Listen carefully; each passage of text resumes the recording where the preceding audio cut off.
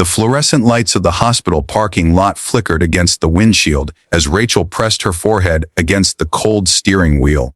Her breath fogged the glass while her 8-year-old daughter Emma slept curled up in the back seat, wrapped in their only thick blanket. It was 3 in the morning and Rachel had just finished her double shift as a nurse's aide.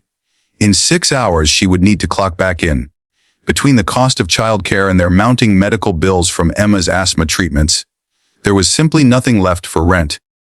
The eviction notice had come 2 weeks ago, and despite her best efforts, Rachel had not found anywhere affordable to live. So here they were sleeping in a 15-year-old sedan in the very parking lot where she worked, trying to maintain some shred of dignity, while the world felt like it was caving in around them. What Rachel did not know was that someone had been watching, not with judgment, but with concern. David Chen had worked as the night security guard at Memorial Hospital for nearly 20 years. He had seen everything during those long, quiet shifts.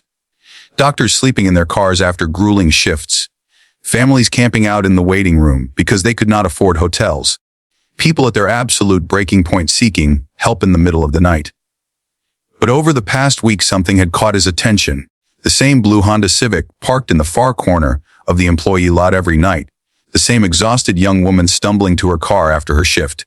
The small face of a child visible in the back seat. David had been homeless once himself. 30 years ago, after losing his factory job and going through a devastating divorce, he had lived in his truck for 8 months. He remembered the shame, the fear, the desperate attempt to appear normal while everything fell apart.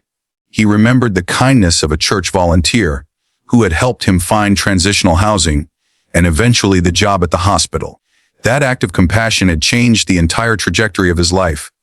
Now, as he watched Rachel's car sitting alone under the parking lot lights, he felt that familiar pull in his chest. The one that told him he needed to do something. On the 4th night, David walked over to the Honda just as Rachel was settling in. He tapped gently on the window, careful not to startle her. Rachel's eyes went wide with panic. She had been so careful, so quiet. She rolled down the window just to crack, her voice shaking as she spoke. "I am sorry," she said quickly. "I will move. I just needed a place for a few hours. Please do not report me. I cannot lose this job. It is all I have." David raised his hands in a peaceful gesture. "I am not here to report you," he said softly. "I am here because I have been where you are. I know what it is like. And I want to help if you will let me." Rachel stared at him, uncertainty flooding her tired eyes. She had been let down so many times. Trusted the wrong people, made the wrong decisions. But something in David's expression was genuine. Kind, without pity but with understanding. Over the next hour, sitting in the hospital break room, while Emma continued sleeping in the car, Rachel told David everything. How she had left an abusive marriage with nothing but her daughter and 2 suitcases. How she had been working toward her nursing degree but had to drop out when Emma got sick. How every paycheck disappeared into medication pays and doctor visits. How she was trying so hard to give her daughter a stable life but kept falling further behind. She cried as she spoke, something she had not allowed herself to do in months. David listened without interrupting, without offering empty platitudes or quick fixes. When she finished, David pulled out his phone. "I cannot fix everything," he said honestly. "But I can help you take the first step. I have a friend who runs a nonprofit that helps families in crisis. They have emergency housing, resources, people who can help you navigate the system and find something permanent. Will you let me make a call?" Rachel nodded, unable to speak through her tears. What happened next unfolded faster than Rachel could have imagined. David's friend Maria arrived within the hour. By sunrise, Rachel and Emma were checked into a small but clean transitional apartment. It was not much, just 2 rooms with basic furniture. But it had heat, a real bed, a door that locked. Emma woke up that morning in an actual bedroom, and the look of relief on her face made Rachel break down all over again. But David did not stop there. He knew that housing was just the beginning. Over the following weeks, he became an unexpected anchor in their lives. He connected Rachel with a social worker who helped her apply for assistance programs she had not known existed. He introduced her to a supervisor at the hospital who had an opening for a full-time position with better pay and benefits. He even found a free after-school program for Emma so Rachel would not have to choose between work and childcare. David never asked for anything in return. He simply showed up, week after week, checking in, offering guidance, celebrating small victories. When Rachel finally saved enough for a security deposit on a real apartment, David helped her move in. When Emma had an asthma attack and needed the emergency room, David sat with them through the long, frightening night. He became the grandfather figure Emma had never had, and the friend Rachel desperately needed. What Rachel did not know was that David had started documenting their journey, not for fame or recognition, but because he wanted to show people what real kindness looked like. With Rachel's permission, he had been sharing updates on social media, short posts about a single mother working to rebuild her life, about the power of showing up for someone, about how one small act of compassion could change everything. The posts started gaining attention. First dozens of shares, then hundreds, then thousands. People were moved by Rachel's resilience, by David's quiet generosity, by the reminder that there were still good people in the world willing to help without expecting anything back. A local news station picked up the story, then a national morning show. Suddenly, Rachel and David were sitting on a television set telling their story to millions of viewers. The response was overwhelming.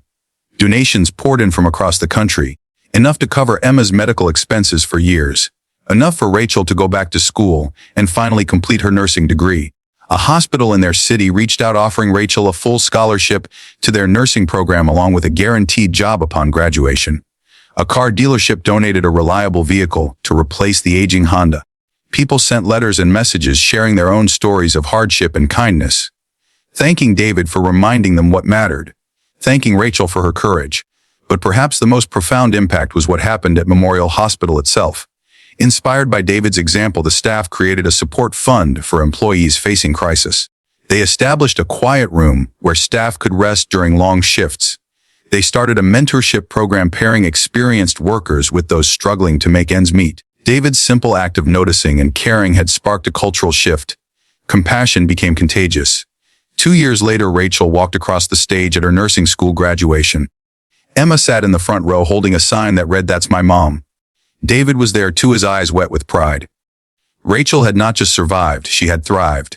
She had built a real life for herself and her daughter. Stability, security, hope. And it had all started because one man chose to see her, to care, act. In her graduation speech, Rachel talked about that night in the parking lot, about how close she had been to giving up, about how one person's kindness had literally saved her life. She looked at David as she spoke, her voice strong and clear. "I learned that heroes do not always wear capes," she said. "Sometimes they wear security uniforms and work the night shift. Sometimes they are the people who notice when someone is struggling and choose to do something about it." David did not just give me a place to sleep. He gave me back my dignity, my hope, my future. And now I get to spend the rest of my life paying that forward. The audience erupted in applause, but David simply smiled, that same quiet, humble smile. For him, this was never about recognition. It was about remembering where he had been and making sure others did not have to stay there alone. Today, Rachel works as a registered nurse at the same hospital where she once slept in her car. Emma is healthy and thriving in school. And David still works the night shift, still watching over the parking lot, still ready to help the next person who needs it. Their story reminds us that kindness is not about grand gestures or viral moments. It is about showing up, paying attention, caring enough to act. It is about remembering that everyone is fighting a battle we know nothing about, and that sometimes the smallest act of compassion can change everything. If this story touched your heart, please take a moment to like this video and subscribe to Pure Kindness Stories. Share this with someone who needs to be reminded that good people still exist, that help is possible, that no one has to face their darkest moments alone. Together we can create a world where compassion is not the exception but the rule, where people like David inspire all of us to notice those who are struggling and reach out with kindness instead of judgment. Your share might be exactly what someone needs to see today. Thank you for being part of this community of kindness.